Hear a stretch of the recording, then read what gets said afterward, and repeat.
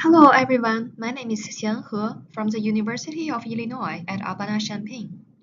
The topic of this presentation is a decision framework for the pre-disaster risk mitigation planning of the interdependent infrastructure systems. This presentation is divided into the following three parts. First of all, I would give a brief introduction of the research motivation and objective, and then spend most of the time introducing the Interdependent Infrastructure Risk Mitigation Program and the corresponding decision framework. In the end, I would illustrate the decision framework by using a case study on the risk mitigation planning for the interdependent infrastructure systems in Jamaica. The motivation of this research is that the occurrence of the natural disasters is unavoidable. However, their impact to the socio-economic well-being could be reduced by implementing actions on reducing the vulnerability, risk, and improving the resilience of the infrastructure systems. The existing studies or projects on the disaster risk mitigation planning for the infrastructure systems tend to focus on a single infrastructure system. However, improving the resilience of one single infrastructure system under the disasters may not be the most efficient and effective way to reduce the loss and enhance the overall socio-economic well-being.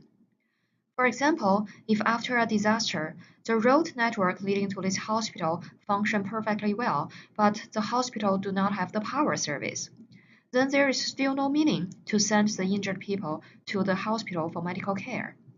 It is only when both the road network and the power system that serve this hospital can function properly after the disaster can this hospital be used to treat the injured people. Therefore, the objective of this research is to develop a decision support framework which could guide the pre-disaster infrastructure risk mitigation planning with considering the interdependencies between different infrastructure systems and the critical facilities. To achieve the objective, the Interdependent Infrastructure Risk Mitigation Decision Problem is proposed in this study. The objective of this problem is to reduce the socio-economic impact when the future hazard occurs by improving the resilience of the interdependent infrastructure network. Some of the decision makers during the pre-disaster risk mitigation phase includes the multinational development banks, the emergency management departments or agencies, the disaster risk management related organizations, and the utility companies.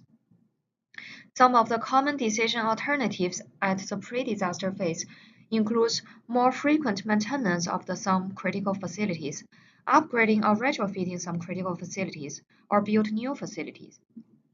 However, due to the financial budget and available resources constraints, not all the facilities in each system can be afforded to be upgraded or retrofitted. So it is very important to identify which facilities in each system deserve the priority consideration for the risk mitigation investment or intervention. In order to solve this decision problem, a four-stage decision framework is proposed. In the first stage, the objective is to identify the objective and scope of the specific IIRM problem. And on the second stage, the goal is to identify the infrastructure facility priorities in each system. In order to identify the infrastructure facility priorities, there are three steps. First of all, we need to determine a decision criteria, and then use some recovery models to simulate the performance of the interdependent infrastructure network under the disasters. And on the third step, based on the recovery modeling results and the decision criteria, we can determine which facility in each system has the priority need for the risk mitigation investment. And then on the third stage, the goal is to propose several alternative risk mitigation plans by focusing on the critical facilities identified on step 2. And then the fourth stage is the decision analysis stage. We need to analyze the post-disaster performance of the infrastructure systems under each risk mitigation plan. For example, if we use the cost-benefit analysis, then we can say that Plan B cost $1.2 million and it can decrease the power service restoration time by 7 days. Plan C cost $2 million, and it decreased the power service restoration time by 8 days. So we need to carefully weigh the costs and benefits in order to see whether this one extra day decrease of the power service restoration time is actually worth the extra $0.8 million spent. If not, then we can conclude that Plan B is the optimal plan. To further illustrate how the decision framework works, we did a case study on the risk mitigation planning for the Jamaica infrastructure systems. Jamaica is an island country situated in the Caribbean Sea. It has a very high exposure of the natural hazard, and the damages and losses under the disasters are also quite high. The infrastructure systems in Jamaica are often built under the low standards. They are poorly maintained, and they are often located in the high-risk areas, like the coastal areas.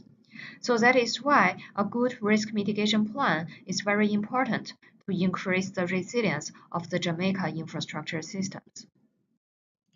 The objective of this specific program is to reduce the service disruptions to the critical end-user facilities in Jamaica when the future hurricane hazard occurs.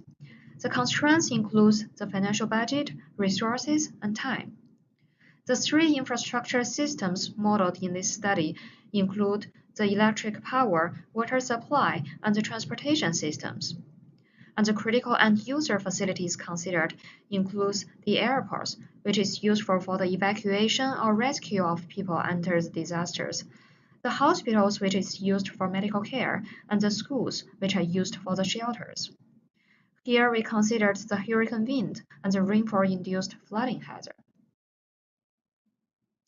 On the second stage, the pre-decision processing stage, the decision criterion we used to identify the critical facilities is risk, which means that the facilities that have higher risk deserve the priority consideration for the risk mitigation investment or intervention. Here, the risk of an infrastructure facility is defined as the vulnerability or the probability of damage of the facility, and the consequence if the facility is damaged. And then we used the dynamic integrated network model to simulate the damage and recovery of the Jamaica infrastructure systems. The DIN model is another part of this research.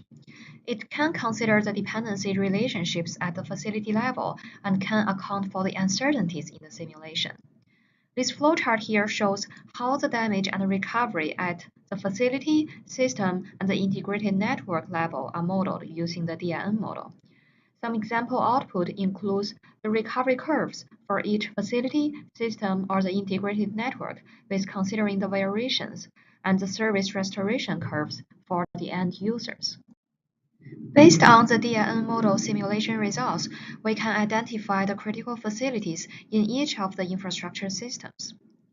For example, for the transportation system, if our criterion is to invest in the roads that are both very vulnerable and lead to a lot of vulnerable critical facilities in the other systems and the end users, then the road segments in A, B, C, D, 4 regions have the higher priority need for the investment.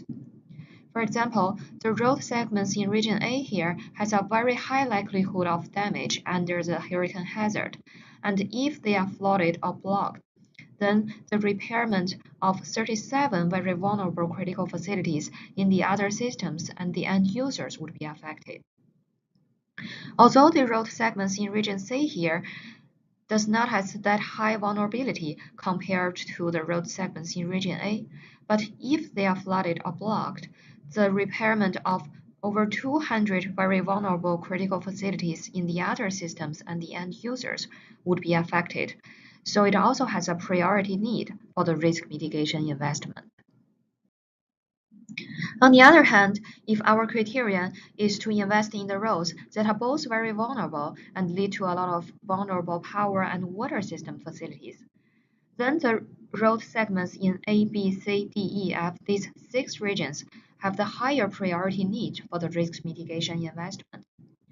For example, the road segments in region A here has a very high vulnerability under the hurricane hazard, and if they are flooded or blocked, the repair of one very vulnerable power system facilities that serves 116 end users and the repair of 5 very vulnerable water facilities that serves nearly 300 end users would be affected. For the power system, our criterion is to invest in the facilities which are both very vulnerable and serve a large number of the end users. These snapshots here shows the mean inoperability change of different power system facilities.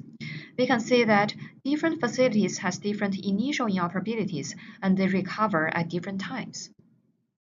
The result shows that the power plant number 7 and the power substation number 26 here has the highest priority level because if they are damaged, then the service to over 160 critical end user facilities and the water system facilities would be affected.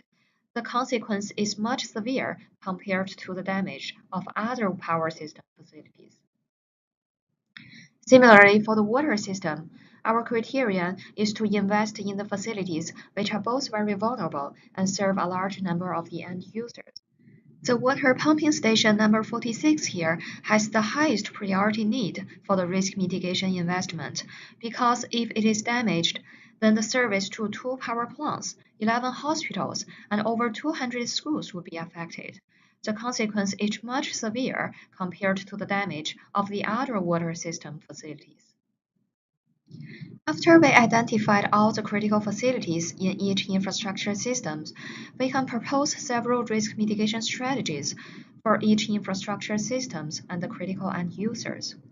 For example, for the power or water system, the decision maker can consider putting some backup batteries, backup power generators, or backup water tanks at the critical facility site and place those backup batteries or water tanks at the higher elevation of the building so that they will not be flooded under the hurricane hazard.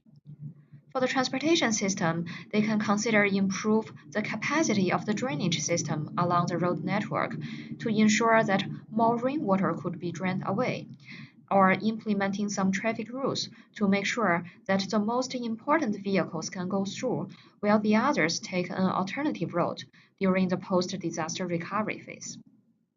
We can implement different risk mitigation strategies to different critical infrastructure facilities identified on step 2.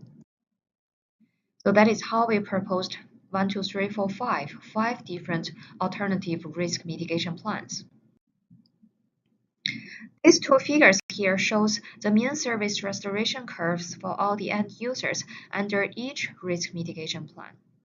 In this study, we proposed 2 infrastructure performance metrics to evaluate the efficiency and effectiveness of each risk mitigation plan. The efficiency of the risk mitigation plan is measured by the total service restoration time, after which the service to all the end users is restored.